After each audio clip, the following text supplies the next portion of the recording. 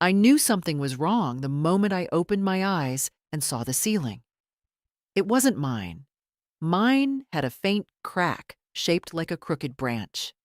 This one was smooth, white, too bright, and the air, cold, sterile, hit me like a question I wasn't ready to answer. I tried to lift my hand, and it trembled as if it didn't belong to me. A monitor beeped somewhere close by. I thought, with terrifying clarity, I'm in a hospital. Why? A nurse in blue scrubs leaned over me, her face soft, professional. Mrs. Eldridge? Can you hear me? I nodded, though my neck felt stiff. You were brought in last night, she said. Loss of consciousness, severe reaction to a sedative mixture. I stared at her, trying to gather the pieces of memory that slipped like soap from wet fingers. Last night? Yes. I remembered the kitchen light, warm and dim, the faint scent of lavender from the candle I'd lit, and Clara, my daughter-in-law, standing by the stove with that polite, tight smile she always wore around me. She'd said, "Mom, you barely sleep these days. Drink this before bed. It'll help." She put the mug in my hands like she was offering comfort, not obligation. I remember the taste, bitter under the honey, a bitterness I didn't question because I was tired, and it was easier to trust than to doubt. Then darkness. Nothing else. The nurse adjusted something near the IV stand. Your labs showed several substances. Some shouldn't be mixed. The doctor will explain. Her tone was careful, like stepping around broken glass. I wanted to tell her this was surely a misunderstanding, that Clara may be impatient, yes, and sharp-tongued when she thinks I don't hear, but she is no monster. She's the mother of my granddaughter, the woman my son loves. And I've lived long enough to know people hurt others more often through carelessness than cruelty. I clung to that thought like a rope thrown into deep water. If you enjoy the stories here, dear, you're welcome to join our Patreon. There you'll find exclusive tales that never appear on YouTube, and new stories come out earlier than anywhere else. The link is just below. We're waiting for you. The doctor arrived, calm, middle-aged, with the heavy eyes of a man who delivers hard truths as gently as he can. He asked a few questions: what I took before bed, who gave it to me, whether I had mixed medications myself. I answered honestly, my voice thin, as if someone had scraped it clean inside me. When I said Clara's name, something flickered across his face. Not surprise. Recognition. Mrs. Eldridge, he said, folding his hands. The interaction of these substances could have been fatal. Hospital protocol requires us to notify authorities when there's a possibility of intentional or negligent poisoning. I felt the words settle on my chest like wet earth. Authorities. Poisoning. Clara. I shook my head. She didn't mean... But the room didn't bend to my hesitation. Try to rest, he said gently. You're stable now, but the police will ask for a statement. When he left, the silence in the room felt heavier than the truth. My mind tried to reach for excuses, to build small bridges of explanation the way I had done for years. Clara must have been stressed. She misread the label. Maybe she thought it was harmless, just something herbal. She couldn't have known. She simply couldn't. A soft knock sounded, and I turned my head slowly. It was my son, David. His shoulders were hunched, his eyes rimmed red as if he hadn't slept. He stepped inside quietly, as though entering a church.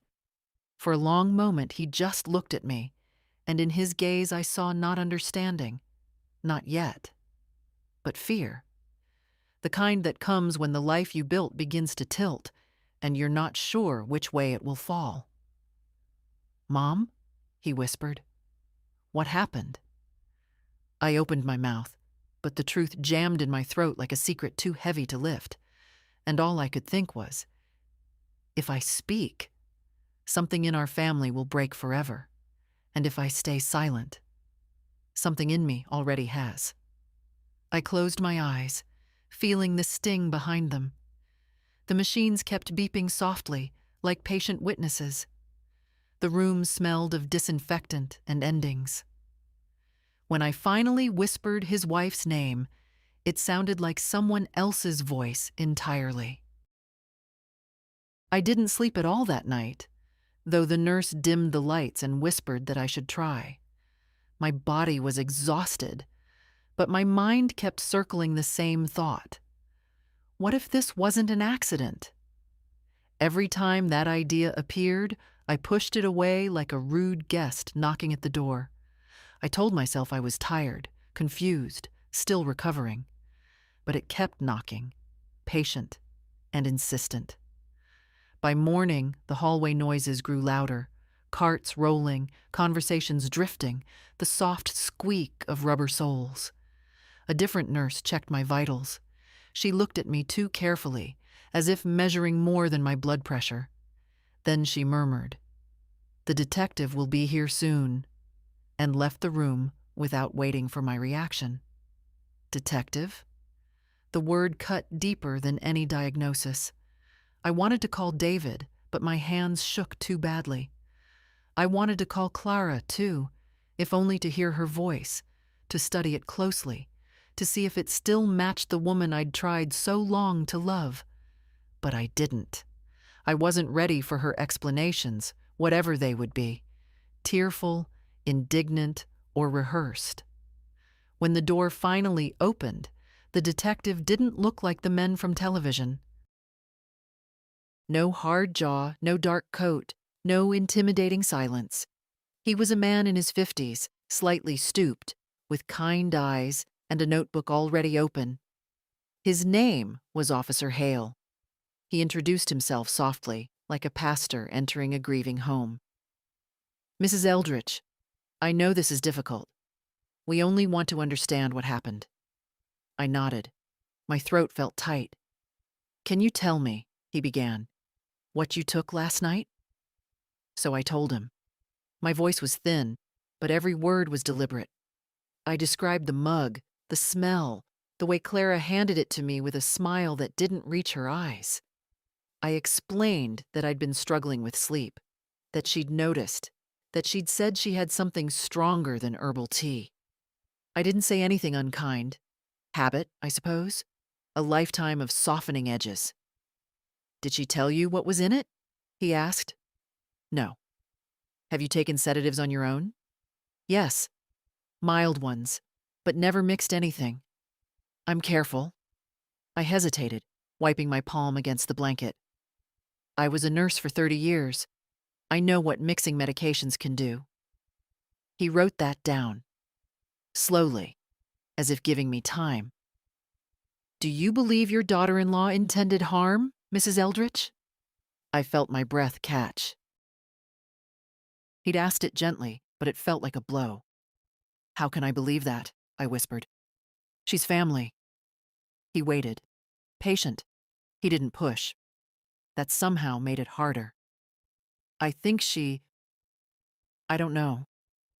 Maybe she didn't understand how strong it was. Maybe she didn't read the label. Maybe she was trying to help and something went wrong."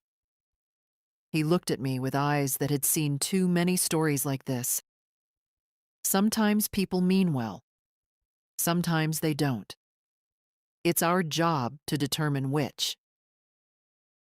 He closed his notebook with a soft click. "Your toxicology results show 3 substances. 1 prescribed, 2 not. One of them in a concentration that—" He paused, choosing his words with painful care. "It couldn't have been an accident." My heart seemed to stop, then start again with a painful thud. "You're saying she—" "I'm saying the amounts were deliberate," he replied. "Someone measured them." Measured, not guessed, not mistaken. I pressed my hand to my mouth. Even then, even as logic formed a neat, cold line in my mind, my heart resisted. Because if I believed him, I had to accept something far worse than poisoning. I had to accept that the little dismissive gestures, the sighs, the cold politeness from Clara over the years were not just personality. They were distance, and distance, left long enough, becomes something sharp. Officer Hale stood. "We'll need a formal statement later today. For now, rest, Mrs. Eldridge." Rest. The word felt almost cruel. After he left, I closed my eyes, but the darkness behind them was no refuge. I kept seeing Clara's hands, the way she set the mug down, the slight tremble in her fingers, the way she avoided looking directly at me. I had dismissed it then. I dismissed so much. By the time David returned mid-morning, I had rehearsed a dozen ways to tell him, each ending in his hurt, his confusion, his disbelief. But he surprised me. He sat beside the bed, held my hand carefully, and whispered. The detective spoke to me. I swallowed. "And?" David's voice cracked, though he tried to steady it. "Mom, did Clara give you that drink?" His eyes searched mine, not accusing, pleading, wanting truth but terrified of it. "She did," I said softly. "But I don't want to jump to conclusions." David closed his eyes as if bracing himself. "Mom, they found pills in our bathroom cabinet that weren't prescribed to either of us." I felt something inside me go still. Not break, no. That had happened earlier.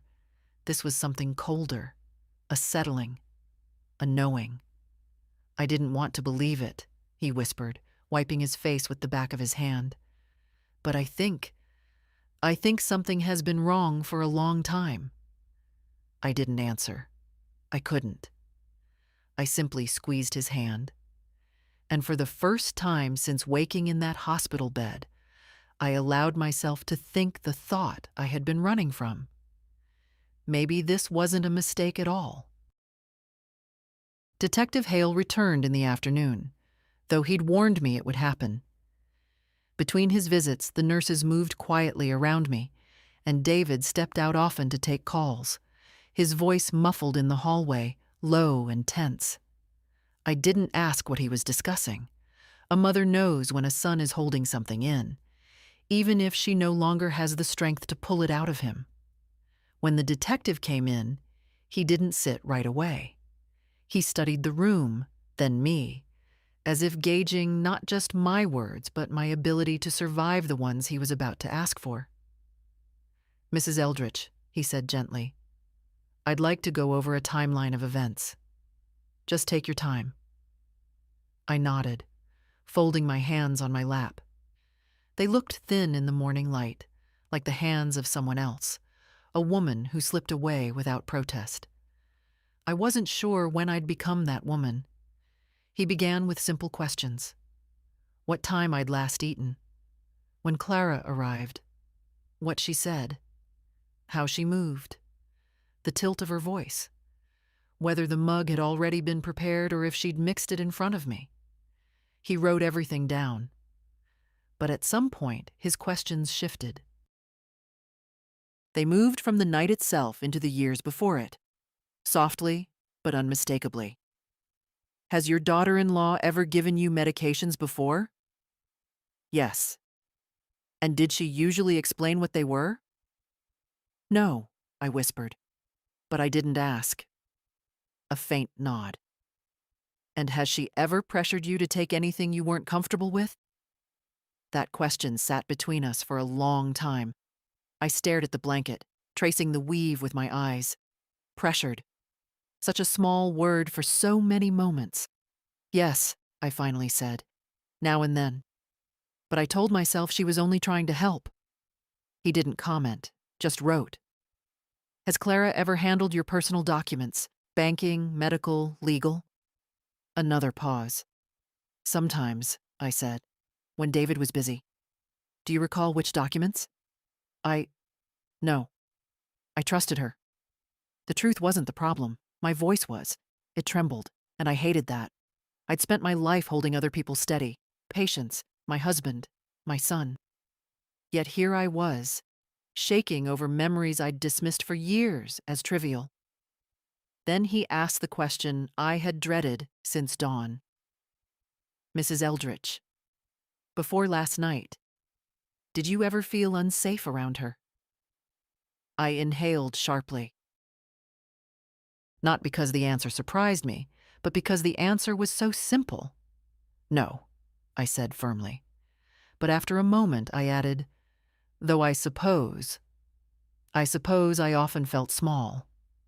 He lifted his eyes at that. Not frightened, not threatened. Just small.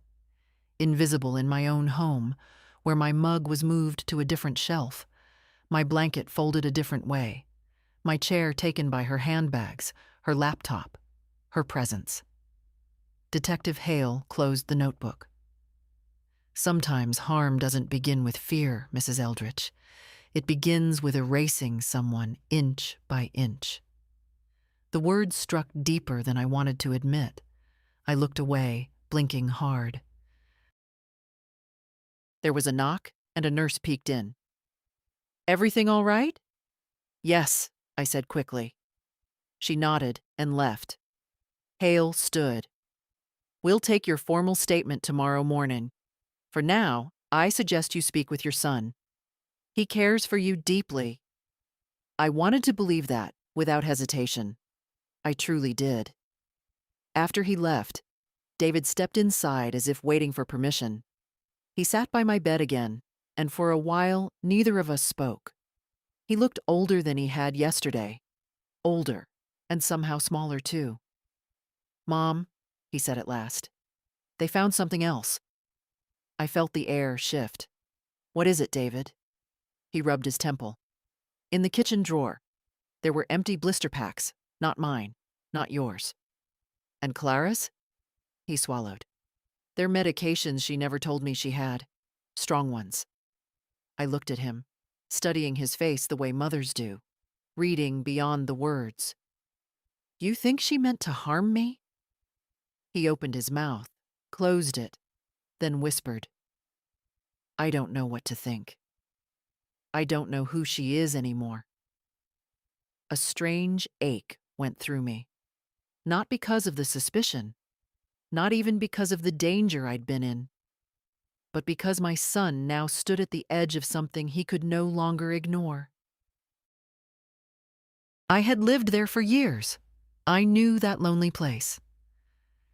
David, I said softly, I don't want to tear your family apart. He shook his head, eyes wet. Something was already breaking, Mom. I just didn't see it.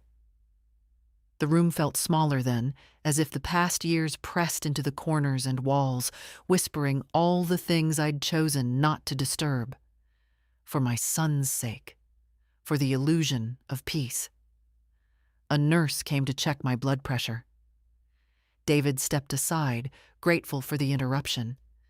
When she left, he remained standing, staring at the floor. I need to talk to Clara, he murmured. Be careful, I said quietly. He looked up, startled. Perhaps it was the first time he'd ever heard me speak those words about his wife, without excuses or softness. I'll be back soon, he promised. And then he left the room, though part of me feared he was walking into a truth neither of us was ready to fully face. I sat very still, listening to the hallway sounds until they blurred together, the machines humming beside me like old companions. For the first time since waking in this hospital bed, I wasn't afraid of the questions ahead. I was afraid of the answers. I didn't expect David to return quickly, but the hours stretched much longer than they should have. Afternoon light crawled up the wall like a slow confession, and every few minutes I caught myself listening for his footsteps. The nurses came and went. They spoke kindly, but I could feel something unspoken in their tone, the way people soften their voices around someone who has just learned an unpleasant truth. By the time David finally stepped into the room, the sun had dipped low enough to turn the windows gold. I knew before he opened his mouth that he had spoken to her. There was a heaviness in the way he closed the door behind him, a carefulness in his movements, as if he were afraid any sudden sound might crack whatever was left standing inside him. He sat, but he didn't look at me. Not right away. Instead, he rubbed his palms together slowly, the way he used to do before school exams when he was a nervous boy. I felt an ache rise in my chest at the memory of that version of him, the one who was so easy to comfort, so easy to protect. "Mom," he said at last, "I talked to Clara." His voice had changed. Not broken, no. Something quieter, thinner, stripped of certainty. "What did she say?" He breathed out, leaning back in the chair. "She said it was a mistake. She said she mixed up the bottles. She claims she only wanted to help you sleep." "And do you believe her?" That question sat between us like a heavy object neither of us wanted to touch. David ran a hand over his face. "I don't know." And then, more quietly, "I want to. God, I want to." I nodded. I understood. Wanting to believe someone you love. That was a kind of loyalty women of my generation had been trained to treat as virtue. Yet loyalty can blind more effectively than any poison. "She said the pills weren't hers," he continued. "That maybe you misunderstood the dosage. That maybe you mixed something without realizing." He stopped when he noticed the look on my face. Sharp, despite my trembling. "I spent 30 years in medicine, David," I said softly. "I know what I take, and I know what I don't." He nodded with a short, painful dip of the head.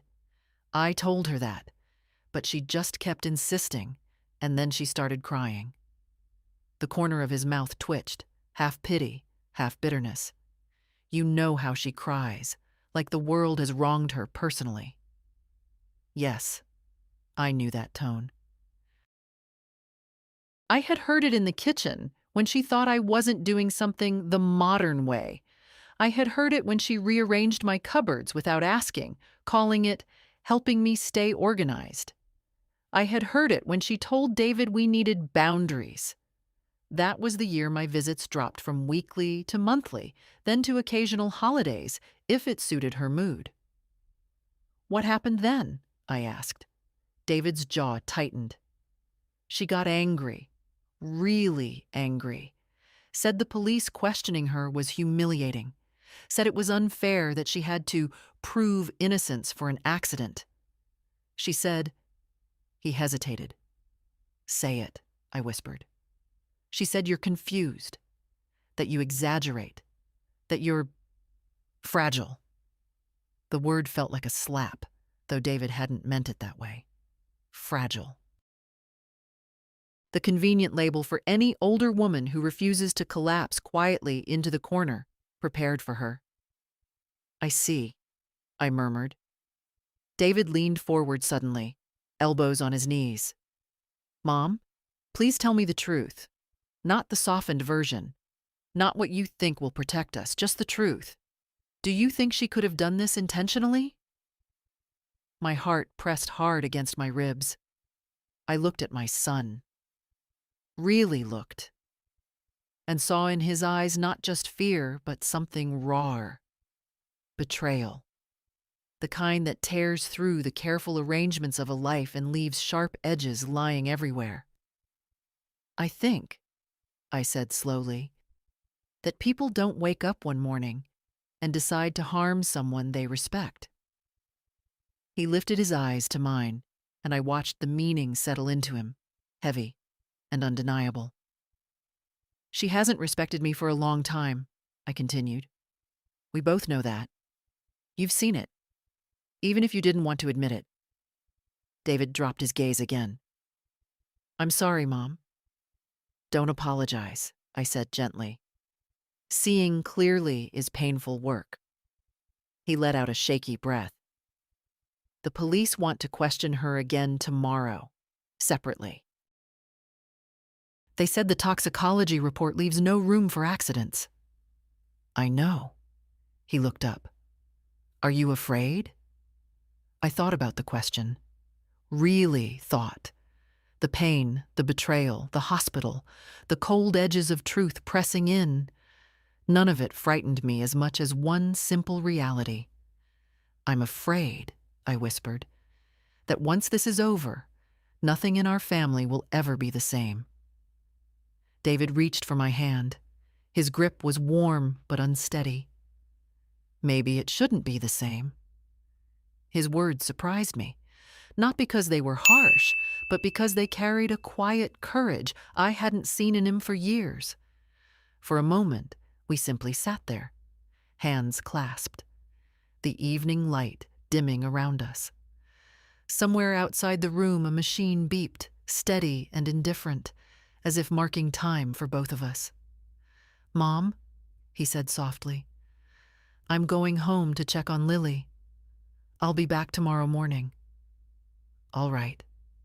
He kissed my forehead, something he hadn't done since he was a teenager, and walked to the door with slow, heavy steps. When he left, I closed my eyes and listened to the silence he left behind. And for the first time, I understood. The truth wasn't breaking our family. It was revealing what had been broken for a long, long time. They discharged me the next morning. David wanted to drive me home, but he had to take Lily to school, and I insisted I could manage a taxi. Part of me wanted a moment alone, a quiet pocket of time before I stepped back into the house that no longer felt like mine.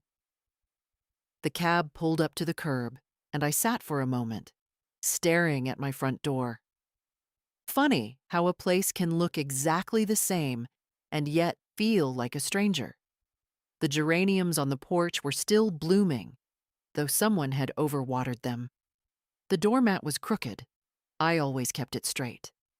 Small details, maybe, but they all whispered the same unsettling truth.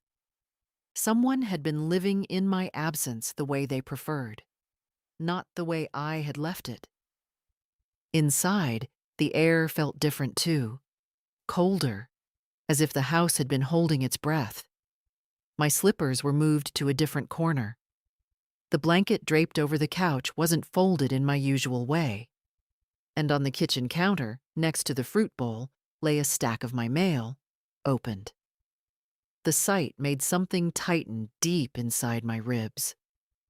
Clara had a habit of tidying what wasn't hers to touch. She called it helping. David called it her way of showing she cares.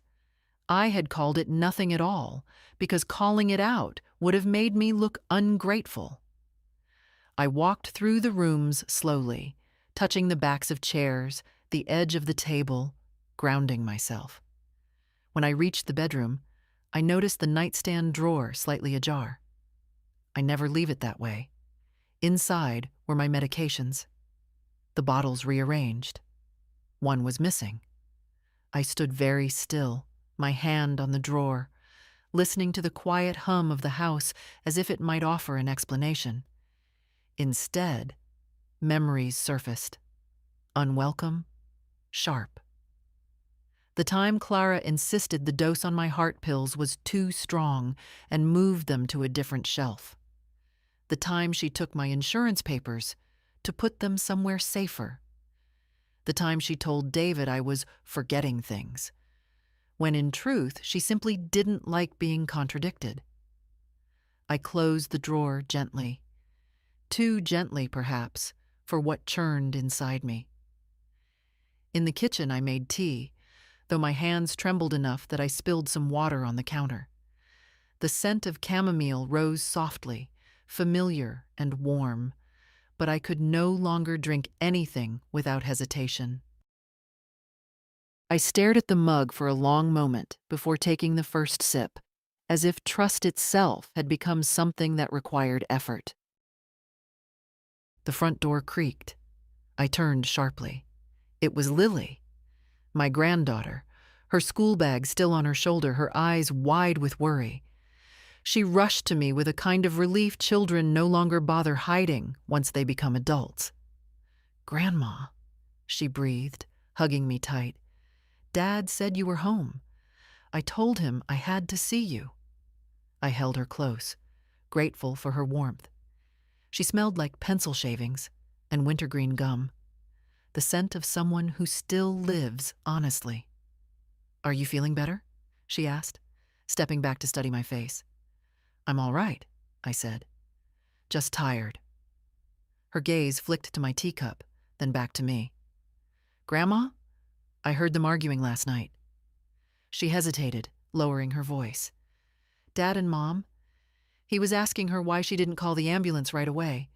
She kept saying she didn't realize it was that serious. But," her voice didn't sound sorry.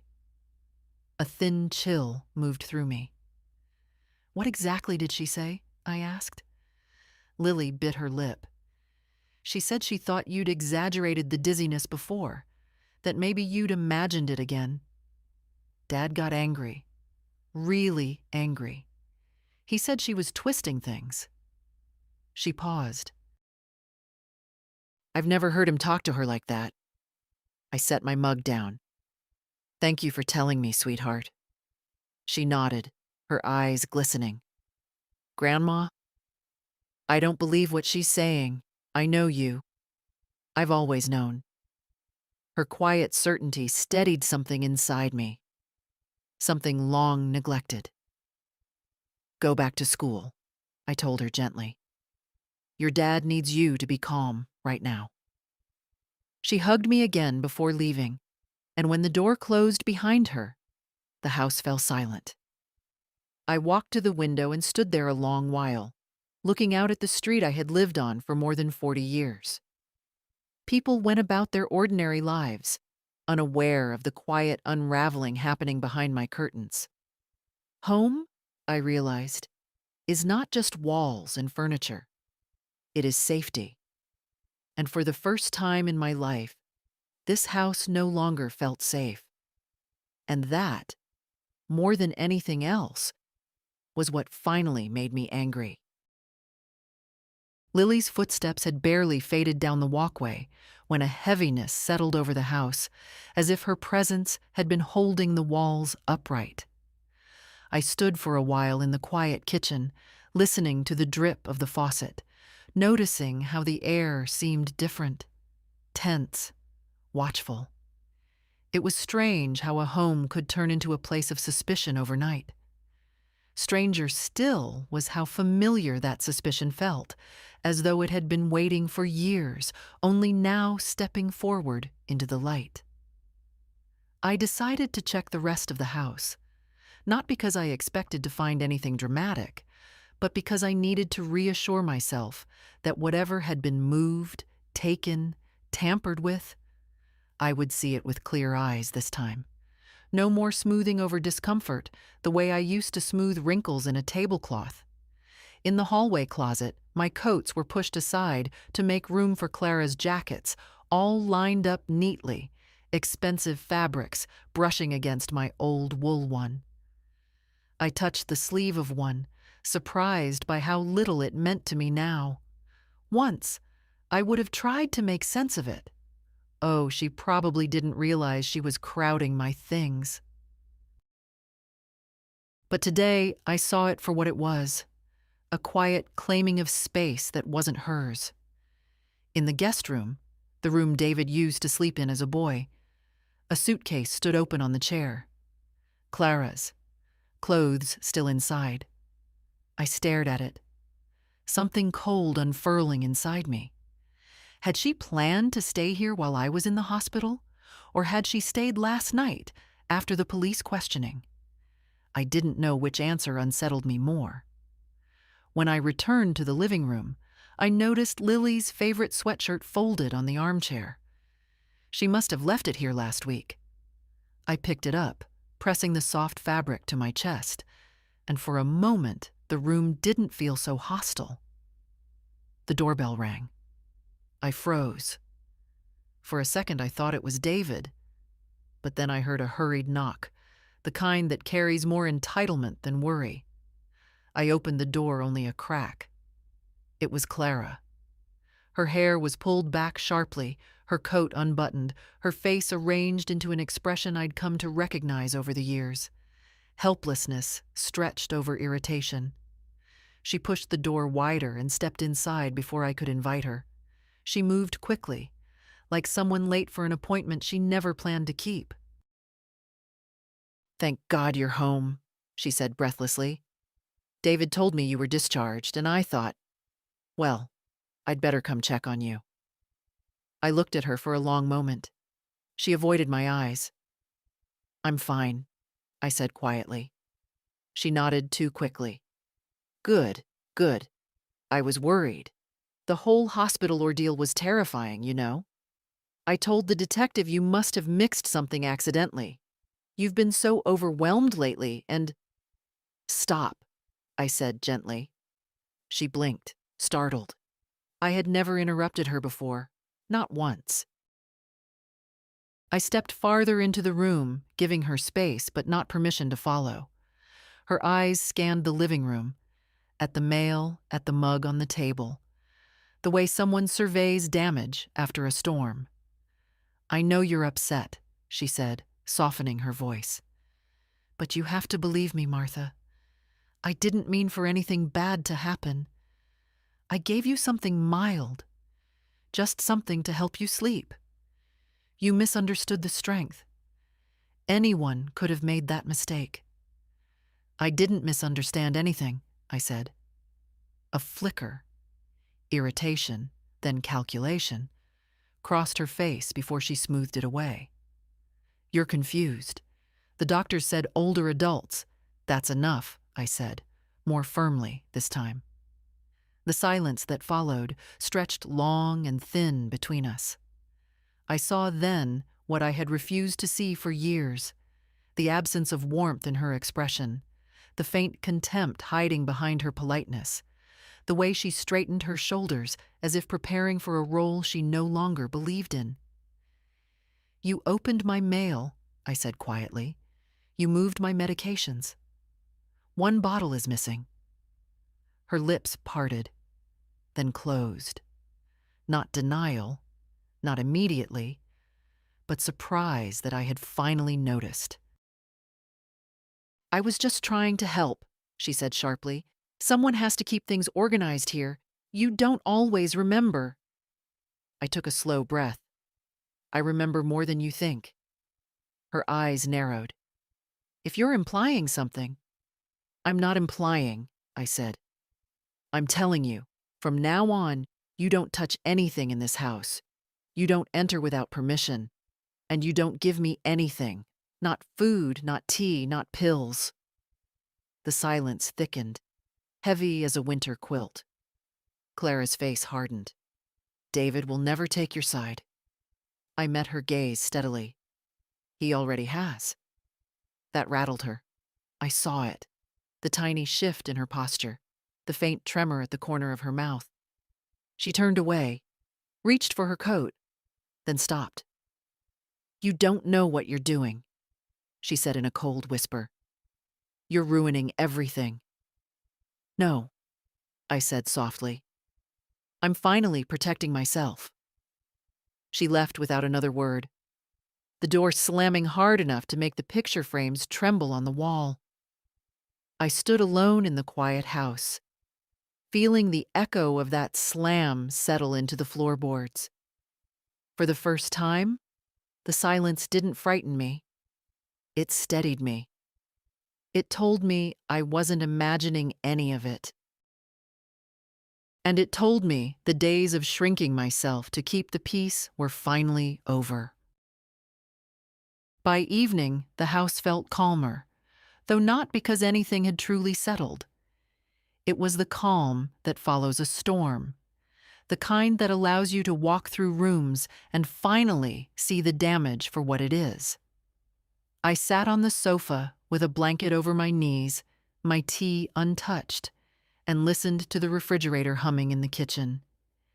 Every sound in the house had a sharper edge now, as if the walls themselves were insisting I stay awake, stay alert.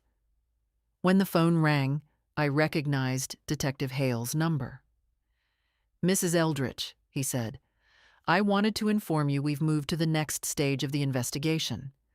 We'll need access to certain documents, medical and financial, to rule out forged prescriptions or unauthorized purchases." My fingers tightened around the phone. "What documents exactly?" "Any medication logs, prescription receipts, banking statements related to pharmacy transactions, and, if you consent, a review of any power of attorney agreements." Power of attorney. Those 3 words landed with a weight I hadn't expected. There was one. A limited one David and I signed years ago, after my surgery, allowing him to handle urgent paperwork if I were hospitalized. He never abused it. He barely remembered it existed. But I remembered handing the folder to him afterward and watching Clara take it from his hands to file properly. "Detective," I said slowly, "I'll gather what I can. But I won't give access to certain documents without first speaking to my lawyer." "That's entirely within your rights," he replied. And then, more gently, "You're doing the right thing." The right thing. Strange how it could feel both empowering and terrifying. After the call, I sat in silence, my thoughts moving like slow tides. I had always believed asserting oneself was a loud act. Raised voices, slammed doors, ultimatums. Yet here I was, asserting myself simply by choosing caution over blind trust. And it shook me more than any confrontation. I went to the hall closet and pulled down the metal file box where I kept my folders. Medical papers, bank statements, insurance records. Dust coated the lid. I brushed it away with the back of my hand and carried the box to the dining table. The first folder I opened was old, brittle from being handled too many times. Bank statements lay neatly inside, except for one gap. A month missing. I frowned. I rarely misfiled anything. I checked the back. Nothing. A small tremor ran through me. Had Clara taken it? Or had I simply forgotten? No, I would not start doubting myself now. The next folder held pharmacy receipts. Several recent ones were paper-clipped together. But again, one was missing. I remembered it clearly. The last bottle of sleeping tablets I purchased. I specifically remembered because Clara had commented, "You shouldn't be taking those, Martha. Doctors these days overprescribe to older patients." I sat back in the chair, letting the pattern form. Missing documents, moved medications, anxiety disguised as assistance, control disguised as care. I didn't cry. I didn't tremble. Instead, I felt something subtle shift inside me, the quiet reclaiming of a voice that had been ignored for too long. The doorbell startled me. I tensed before forcing myself to breathe. It was David. He stepped in and closed the door behind him with uncharacteristic gentleness. "Mom," he said, taking off his jacket, "you shouldn't be alone right now." I almost smiled. "I've been alone for years, David. Tonight isn't any different." He winced, as if the truth had cut deeper than he expected. Then he noticed the open folders on the table. "You're organizing things?" "Preparing," I said. "The detective needs copies." David pulled out a chair and sat. He didn't touch the papers immediately. He just watched me, his eyes tired but clearer than they'd been in a long time. "Mom, did you know Clara tried to tell the detective you might have confused your medications because of your age?" He said it carefully, as if hoping I would say it didn't bother me. But it did. It bothered me deeply. "I'm old," I replied calmly. "I'm not incompetent." He nodded, swallowing hard. I told him the same. For a long moment, we sat together in a silence that didn't ache like before. It felt collaborative, as if for the first time in years, we were looking in the same direction. "David," I said quietly, "I'm not giving full access to anything until my lawyer advises me." He looked surprised, not at the words, but at the steel behind them. "Good," he said. "I think that's smart." He reached for one of the folders, then paused.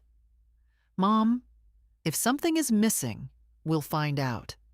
I promise." But I already knew some things had been missing long before today. Like my boundaries. Like my place in my own home. Like my belief that silence keeps families intact. I closed the file box and rested my hand on top of it, steady and sure. Whatever came next, I would face it with my eyes open. I heard the knock long before it reached the door. Sharp, clipped, full of impatience. It wasn't David. It wasn't Lily.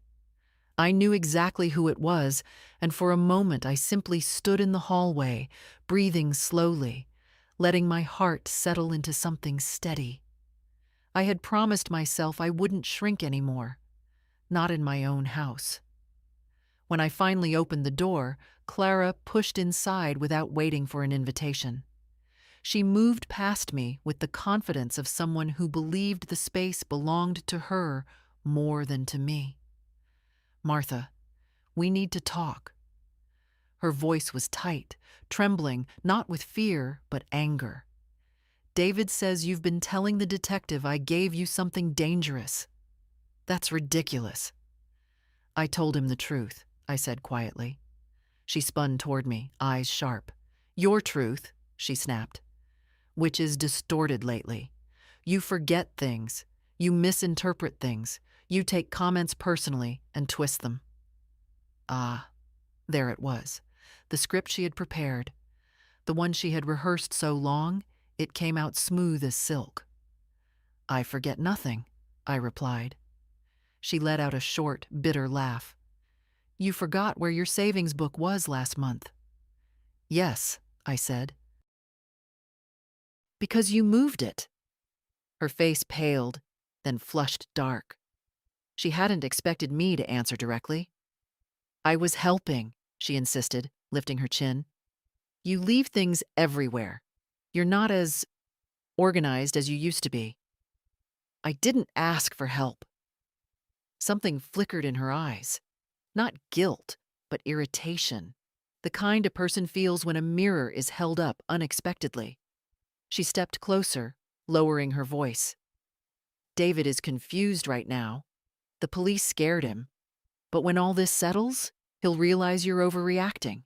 He always does." I felt a strange calm settle over me, like a warm blanket laid gently across my shoulders. "No," I said. "He won't." She blinked. Her smile thinned. "You think you've suddenly turned him against me?" "I didn't turn him," I answered. "You did." She opened her mouth to argue, but I continued, my voice steady. "You rearranged my medications. You opened my mail. You insisted on handling my insurance forms, and when I ended up unconscious, you didn't call the ambulance right away." I paused. "Lily heard you argue with David. She heard what you told him." A crack formed in her expression, the first honest one I had seen in years. "Oh, so now a teenager is a reliable witness?" she scoffed, but her voice shook. "More reliable than someone who keeps lying," I said. She took a slow breath, then exhaled through clenched teeth. "If you think the police are going to believe you over me, you're mistaken. They need evidence, and you don't have any." "I have everything that matters," I replied. "I have the toxicology report. I have the missing documents, and I have my own word, which I no longer diminish to protect you." Her eyes narrowed to thin slits. "You don't understand what you're doing." "I do," I said softly, for the first time. She stood there for a moment, breathing hard, trying to find the leverage she once held so effortlessly. But the room stayed quiet. The house, my house, no longer bent itself around her. Finally, she snatched her coat from the armchair. "This isn't over," she said. "I know," I replied, "but the part where I stay silent is—" She left without another word, the door swinging shut behind her with a hollow thud. And though the house was silent again, for the first time, it felt like it was on my side. The next morning began with a phone call that made my hand tighten around the receiver. Detective Hale's tone was calm, but there was something heavier underneath it.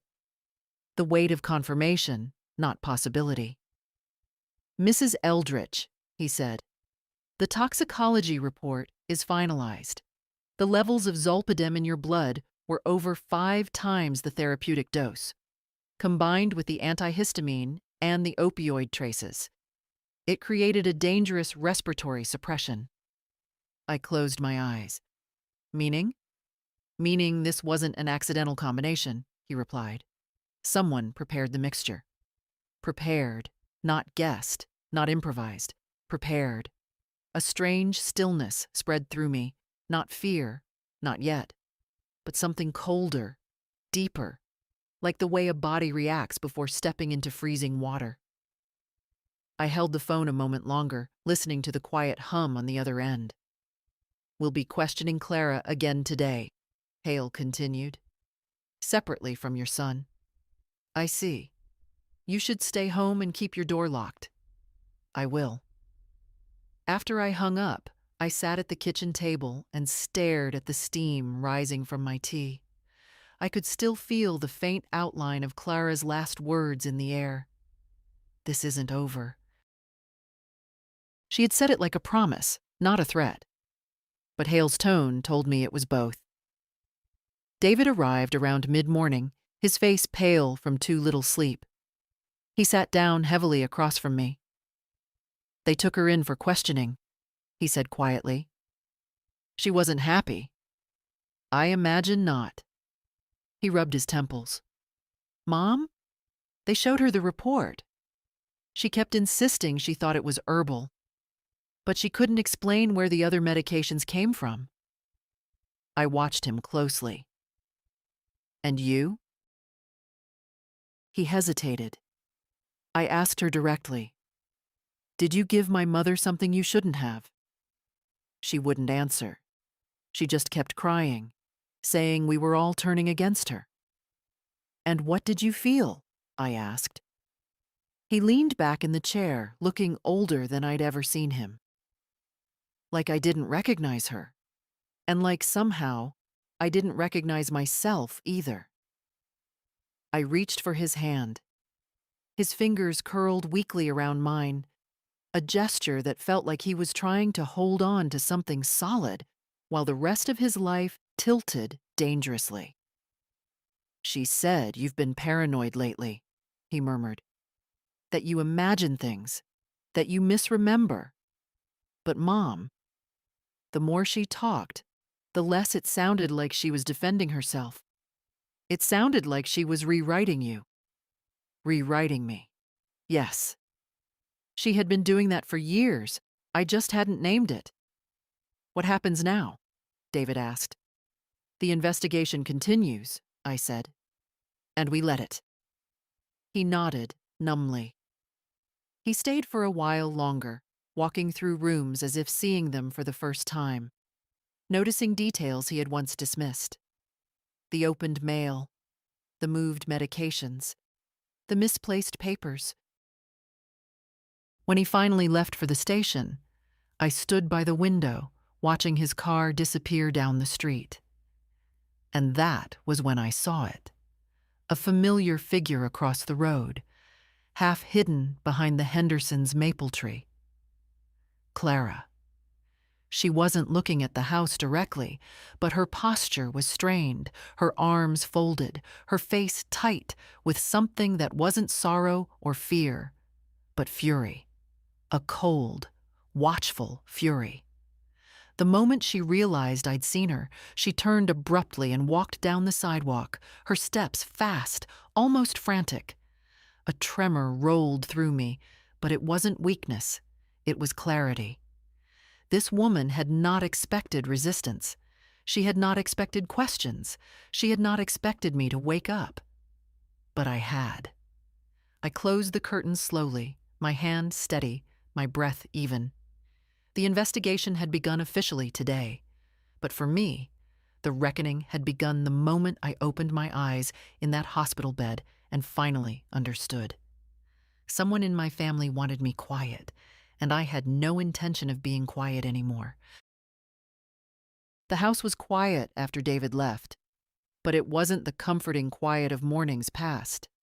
It was the kind that made memory louder, the kind that brought back versions of myself I hadn't allowed to surface in years. If I was going to face what came next, I needed to remember who I had been before softness became a habit, before silence became a refuge.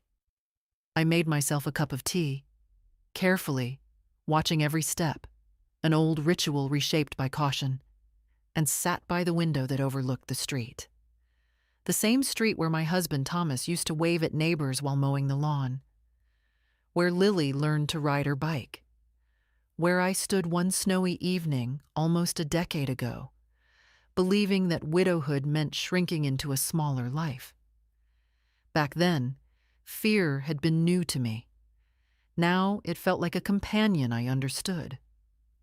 I thought about the years after Thomas died, how I'd returned to the hospital to work part-time, not because we needed money, though we did after the medical bills, but because I needed to feel useful, needed to be someone other than poor Martha, alone now.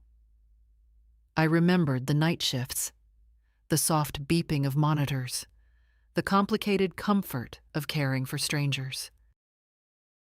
I remembered holding the hands of women who were afraid, telling them to breathe, telling them they were strong. Somewhere along the way, I stopped telling those things to myself. I don't know when it happened, when fatigue turned into resignation, when Clara's sharpness became something I tiptoed around. Maybe it began with a small moment. The time she corrected me in front of my own granddaughter, or moved my kitchen utensils because I was old-fashioned. Perhaps it was when she stopped asking my opinion and started assuming it was irrelevant. And I let her. That is the part that stays with me now, the letting. I took a slow sip of tea, tasting more bitterness than chamomile, and whispered into the empty room.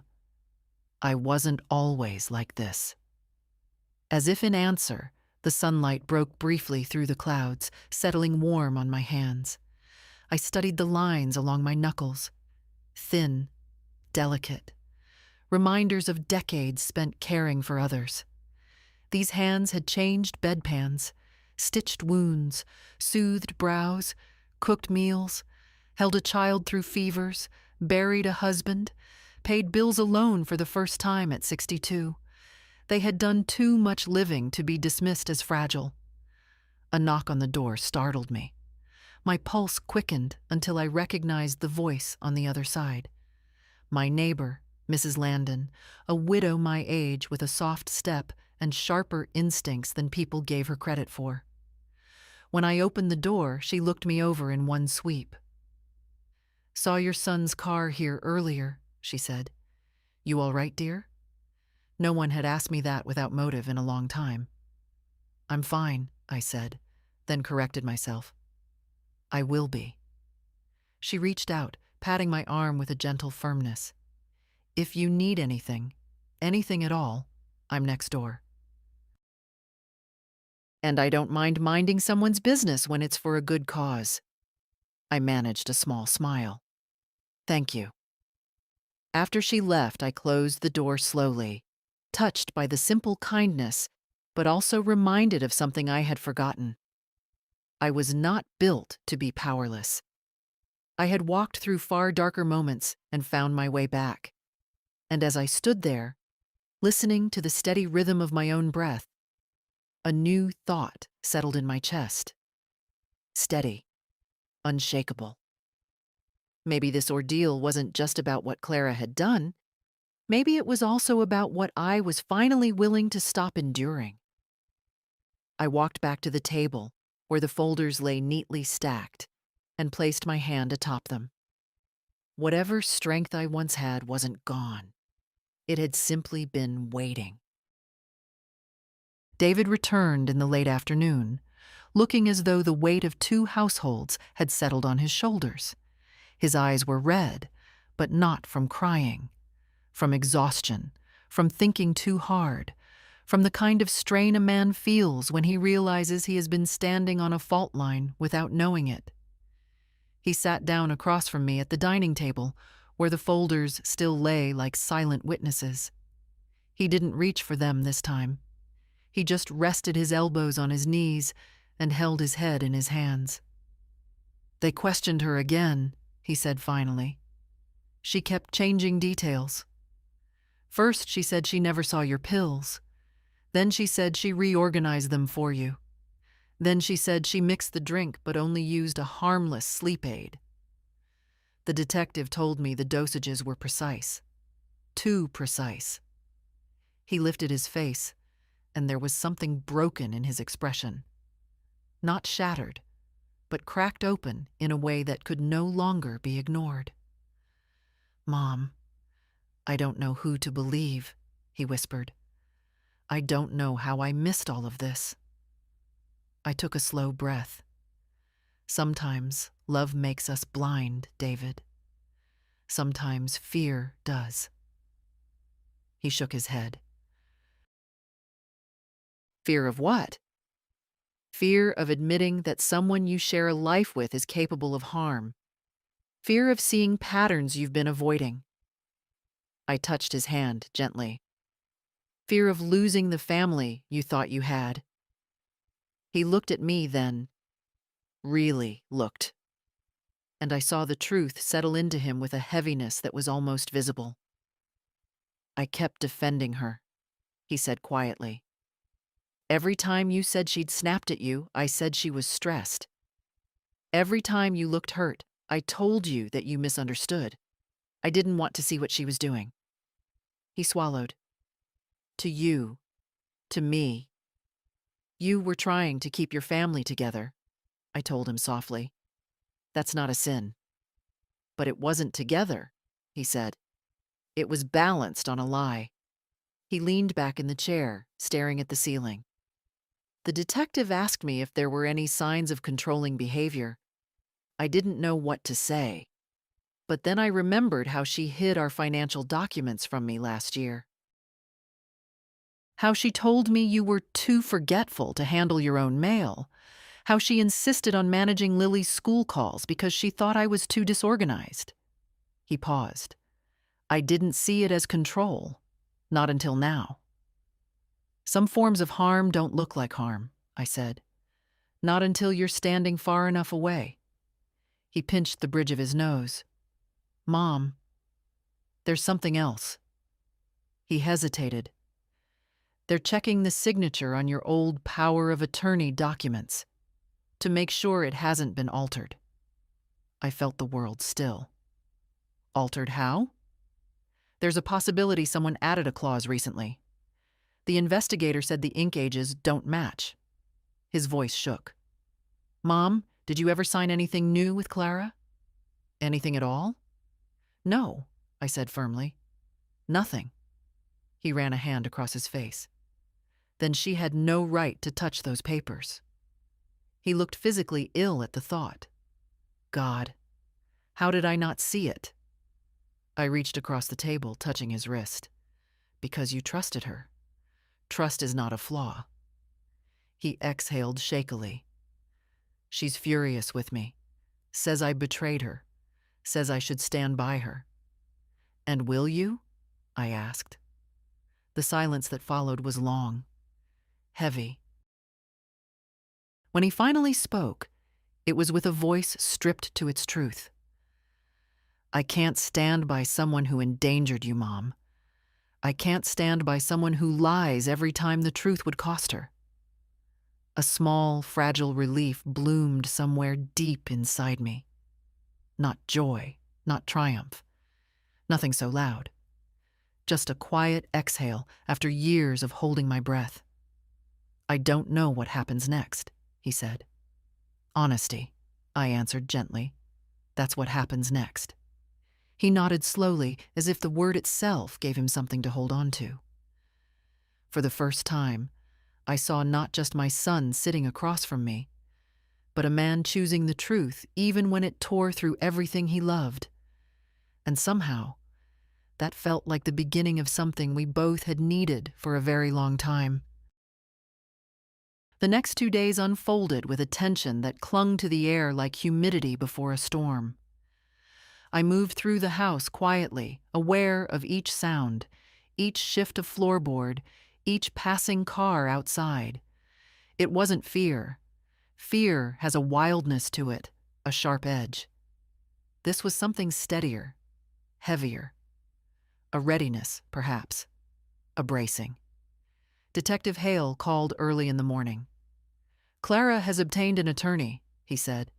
"She's refusing further questioning without legal counsel."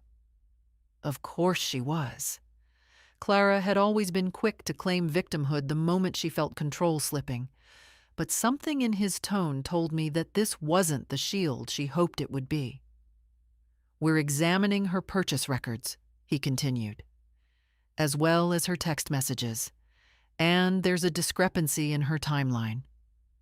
Discrepancy. Another small fissure widening.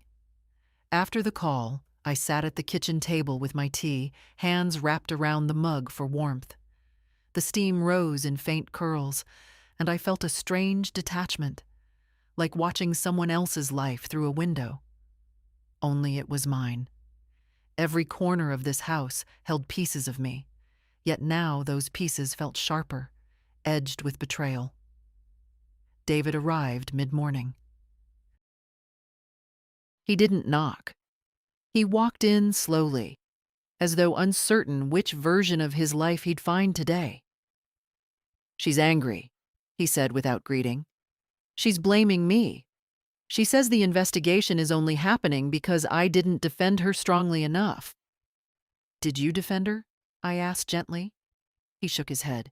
"No, I couldn't. And she knows it." He took a seat across from me, rubbing his eyes. "Mom, she told me she thinks you're doing this to punish her. She said you've always resented her, that this whole thing is some twisted revenge." I felt a flicker of disbelief, then a kind of sad amusement. "Revenge," I repeated softly. "After all these years of silence?" He nodded. "She doesn't see it. She doesn't see any of it. That, perhaps, was the truth that hurt him most. She's called my phone non-stop," he added. "Left messages, crying, angry, pleading." He exhaled. "But none of it sounds like innocence. It sounds like desperation." We sat in silence for a moment. Then David said, "The detective thinks she changed something in the trust documents. He's pretty sure the signature was altered. I told them to check everything." A coldness spread through my chest. Not fear, but recognition. I had always felt an unease around those papers, a slight tug in my memory whenever Clara insisted on organizing them. "Mom," David said, voice barely above a whisper, "the lawyer called me. He said any signature tampering could lead to criminal charges, real ones." I looked at my son carefully. He wasn't asking permission. He wasn't asking me to protect her. He was telling me what he already understood. The woman he married had crossed a line that could not be undone. "What will you do?" I asked. He swallowed. "I told her she needs to stay somewhere else tonight. She refused at first, said this is her home, but I insisted." "And Lily?" "She's staying with a friend until things settle." His voice grew tight. "She's scared, Mom. She doesn't say it, but I see it." I reached across the table and touched his hand. He held mine tightly, like a man reaching for solid ground in a shifting world. "You're doing the right thing," I whispered. He nodded, eyes glistening, not with sorrow, but with something that looked painfully close to resolve. "There's more," he said. "The investigator found internet searches on Clara's tablet, about sedatives, about ratios, about interactions." The words hung in the air, dense and heavy. "David," I said softly, "I'm so sorry." He shook his head. "Don't be." "I'd rather face the truth now than continue living in the dark." He stood slowly, as though his body carried twice its weight. "I'll be at the station if you need me," he said. "They may ask for updated statements." When he left, the door clicked shut behind him with a softness that felt like grief. I finished my tea, the last sip gone lukewarm, and set the cup down carefully. Clara had begun to realize this wasn't a misunderstanding she could cry her way out of, and I had begun to realize that survival sometimes looks like telling the truth after a lifetime of whispering it only to yourself. I didn't sleep that night, not out of fear, but because for the first time in years, my mind was fully awake, clear, steady. I sat at the dining table long after midnight, the lamp casting a soft circle of light over the folders I had gathered. It felt almost ceremonial, like laying out the pieces of a life before deciding how to protect it. By morning, I had made my decision. I called a lawyer, not the one David and I had used after my surgery, a new one recommended by Mrs. Landon's nephew, a woman named Evelyn Carlyle, known in town for her quiet competence and her unwillingness to be intimidated.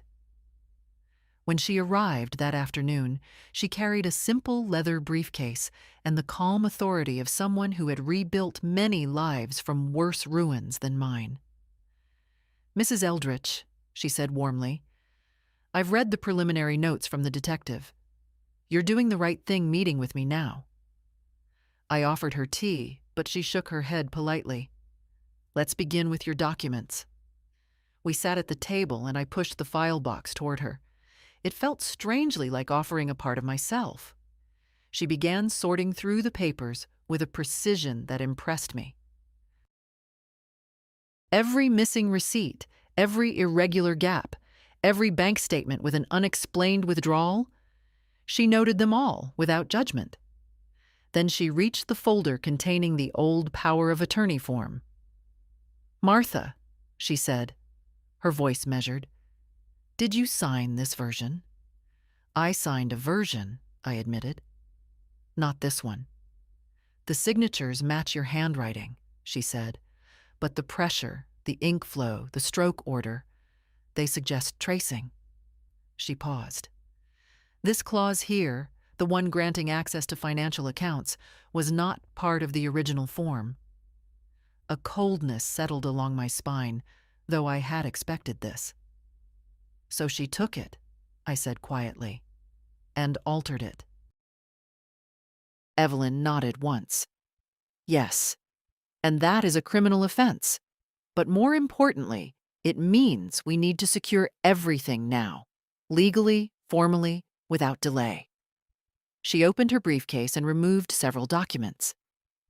"This," she explained, sliding the first paper toward me, "revokes all previous powers of attorney, effective immediately."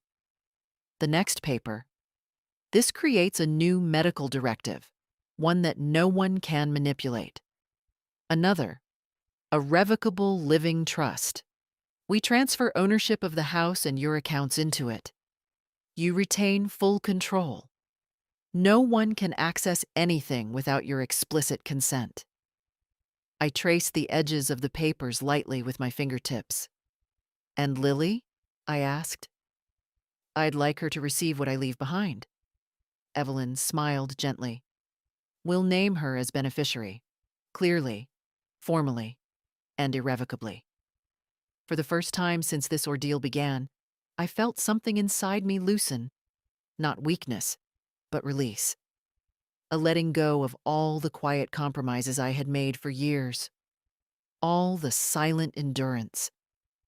Evelyn placed a pen beside me. "Whenever you're ready." I signed each page carefully, my hand steady, my breath even. With every signature, I could almost feel a faint lifting in my chest, an undoing of a long, invisible weight. When the final document was signed, Evelyn gathered the papers neatly. "You've taken back control of your life," she said gently. "That isn't easy at your age, but it's powerful." I nodded. "I should have done it sooner." She held my gaze. "You did it now. That's what matters." After she left, I remained at the table, staring at the empty space where the folders had sat. The house felt different, not safer yet, but reclaimed, as though my name had been rewritten into its foundation after fading for too long. And for the first time in many years, I felt the quiet, unshakable certainty that my life belonged to me again. The house felt different after Evelyn left. Not lighter, not exactly, but aligned, as if the walls themselves had shifted slightly, recognizing me again. My name was on every document now, my control restored not by kindness or trust, but by law. I walked through the rooms slowly, touching familiar surfaces. The mantel, the back of the sofa, the worn banister Thomas once polished each spring. For the first time in a long while, these things felt like mine without apology. I spent the rest of the afternoon in a quiet rhythm. I opened windows to let in the cool air. I tidied the kitchen, not because anyone expected it, but because I wanted to restore the small order that had been displaced. I cooked a simple supper, roasted vegetables and a bit of chicken, for no one but myself. It had been years since I'd cooked only for my own hunger. The scent filled the house softly, carrying memories of evenings long before Clara joined our family, before the quiet strain settled into the corners. When I sat down to eat, I didn't rush. Each bite felt strangely grounding. I thought of all the meals where I had tried to make myself a small presence, accommodating tastes that weren't mine, adjusting recipes to avoid criticism that always came anyway. Tonight, no one commented. No one judged. No one rearranged the table as if my choices were flawed. After dinner, I stepped outside to the porch. The sky was turning the color of faded lilac, streetlights flickering one by one. Across the road, I saw Mrs. Landon watering her flowers, and she lifted her hand in greeting. I returned the gesture. It felt good. Simple, human, warm. A moment untouched by conflict. Inside again, I began sorting through a drawer of small things, old letters, photos, little reminders of a life that had once felt fuller. There was one picture of David as a boy, standing on a beach, holding a crooked seashell he'd found. His smile was wide, unburdened. I traced the outline of his face and wondered how long he'd carried the weight of keeping peace between two women who never understood each other. My phone buzzed. A text from David. "I moved out for the night, staying at a friend's. Lily's safe with her classmate's family.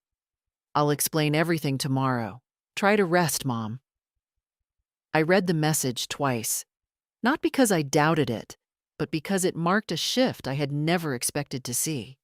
David choosing distance, choosing truth, choosing clarity over comfort.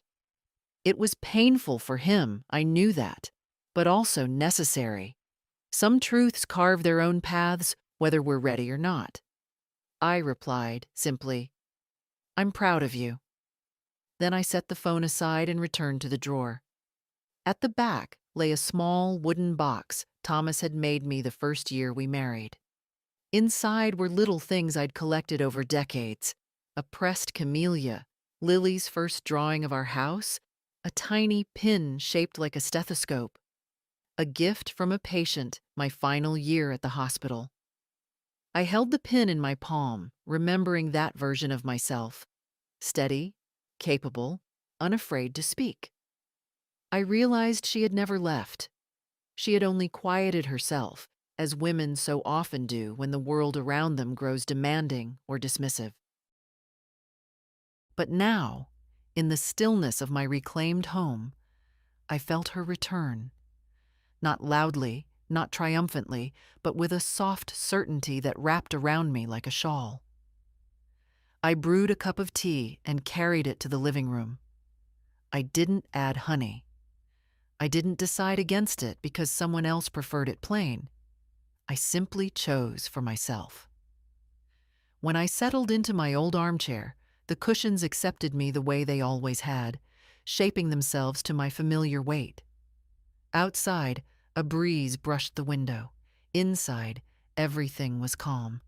And for the first time in many years, the quiet didn't feel like loneliness. It felt like peace. Morning came softly, without urgency. I woke to the faint hum of the heater and the muted rustle of the maple outside my window. For once, my first thought wasn't fear. It wasn't even worry. It was a quiet awareness that something inside me had finally settled into place after years of shifting uneasily, like a chair that never sat flat on the floor. I made my breakfast slowly. Oatmeal, a slice of pear, a small cup of tea I prepared without second-guessing myself. I didn't listen for footsteps that weren't mine. I didn't wait for a voice to comment on how much sugar I used or whether I should eat something lighter. The silence stayed gentle. By noon, David had arrived. He looked tired, yes, but different, as if the storm inside him had moved through, leaving clarity in its wake. He stood in the doorway for a moment, unsure whether he should step into my space or ask permission. That small hesitation nearly broke my heart. "Come in," I told him. "This is still your mother's house." He exhaled, relieved, and stepped inside. For a while, we sat at the table, neither rushing the conversation. He told me that he had spoken to a family counselor, that he wanted Lily to meet with someone neutral to help her process everything. I admired him for that, for choosing care instead of denial. Then he said, "Clara may face charges, Mom. It depends on what else they find." I nodded. The truth no longer bruised, it simply existed. "What will you do?" I asked quietly. He looked down at his hands. "I'm staying away from her for now. I need to understand how much of my life was shaped by fear of her reactions. I didn't realize how much space she took from you.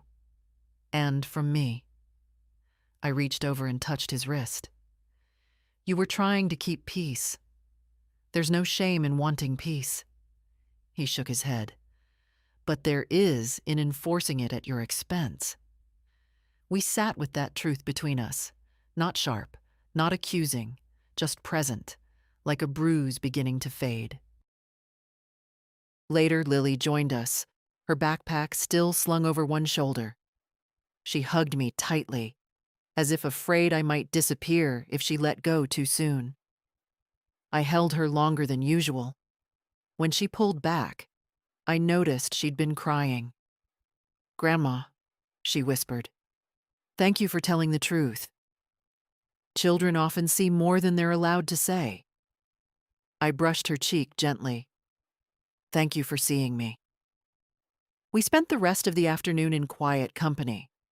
Lily did her homework on the sofa. David fixed a cabinet door that had been loose for months. I baked a small apple crumble, the way I used to before life grew crowded with other people's needs. Outside, the light dimmed slowly. Inside, peace settled again. Not fragile, not temporary, but earned. In the evening, after they left, I walked through the house once more. It felt different again, but now in a way I understood. The house was adjusting to its rightful shape, bending itself around one voice instead of two. Mine. I stopped at the mantel and touched a photograph of Thomas. Him holding Lily as a baby, both laughing, neither aware of the years ahead. I whispered, I found my way back. And for the first time, I believed it fully. As I prepared for bed, the quiet followed me through the hallway like a trusted companion. No tension, no unease, no listening for the shift of someone else's intentions. I lay down beneath my quilt and let the darkness settle softly around me. My body felt tired, but not from fear. From standing tall again after too many years bent inward. It was a good tired, an honest one. And just before sleep took me, I thought, old age doesn't steal our strength. Silence does. And I am done being silent. If my story resonates with you, if you've ever felt small in your own home or quieted in your own life, stay with me. Share your thoughts, your voice, your truths.